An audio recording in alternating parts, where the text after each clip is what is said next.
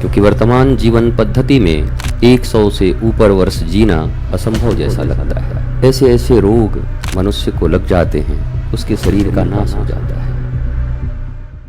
मनुष्य के जीवन में सनातन धर्म का मनुष्य के सुख शांति और आनंद के हेतु परम आवश्यकता है। हम लोगों के मन में एक प्रश्न सदा आता है कि धर्म की आवश्यकता क्या है। धर्म शब्द की व्याख्या अनादिकाल से ऋषियों ने, मुनियों ने, महर्षियों ने, शास्त्रों ने अलग अलग तरीकों से किया है। आपने देखा है, कभी गोस्वामी तुलसीदास जी कहते हैं, परहित सरिस धर्म नहीं भाई, दूसरे के हित के समान और कोई धर्म नहीं है। धर्म शब्द का अर्थ धारण करना होता है। क्या धारण करें जिससे हमारा ये जीवन, जिसे मैं सदा कहता हूँ 70, 80 साल, 90 साल के लिए मिला है, क्योंकि वर्तमान जीवन पद्धति में 100 से ऊपर वर्ष जीना प्रायः असंभव जैसा लगता है। चारों ओर जलवायु का परिवर्तन, शरीर में हजारों रोग व्याधियां, बचपन में, जवानी में, प्रौढ़ावस्था में ऐसे ऐसे रोग मनुष्य को लग जाते हैं,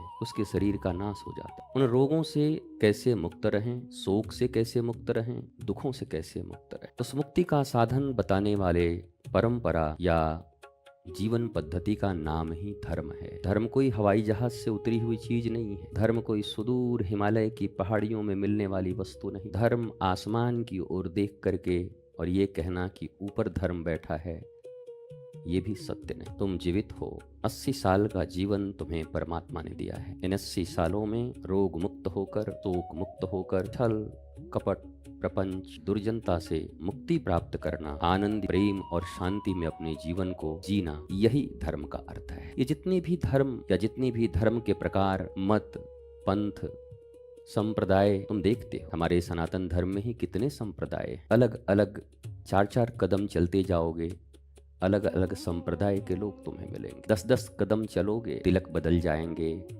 10 कदम चलोगे, वस्त्र बदल जाएंगे। 10 कदम आगे चलोगे, वहाँ रहन सहन बदल जाएगा। 10 कदम आगे चलोगे, भजन की प्रक्रिया बदल जाएगी, प्रार्थना की क्रिया बदल जाएगी। सब अलग अलग तरीके से इस 80 साल के जीवन में आत्म खोज की एक गहरी अभिप्सा और आकांक्षा ही है।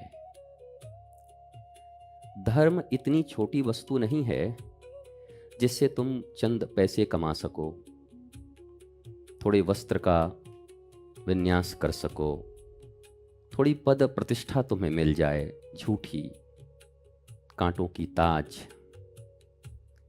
धर्म आंतरिक चीज है, जहां मनुष्य निर्भीक होता है, जहां मनुष्य शांत चित्त, जहां मनुष्य आनंदित आह्लादित होता है। एक बात सत्य है, जो स्वयं शांत है, जो स्वयं धीर है, जो स्वयं आनंदित है, वही किसी को शांति दे भी सकता है, वही किसी को आनंद दे भी सकता है। जो मनुष्य स्वयं अशांत हो, जो स्वयं अधीर हो, जो स्वयं सुख और दुख में डूबता और उतरता रहता हो, वो मनुष्य अपने परिवार को भी सुख नहीं दे सकता। समाज, राष्ट्र, विश्व और मानवता तो बड़ी दूर की बात है। इसलिए धर्म का प्रारंभ भी स्वयं से होता है और धर्म की पूर्णता ये सार्वभौमता पूर्ण प्रकृति ब्रह्मांड पर होती है। तुमसे शुरू और इस भांड से शुरू होकर ब्रह्मांड में तुम्हारा व्याप्त हो जाना ही धर्म कहलाता है।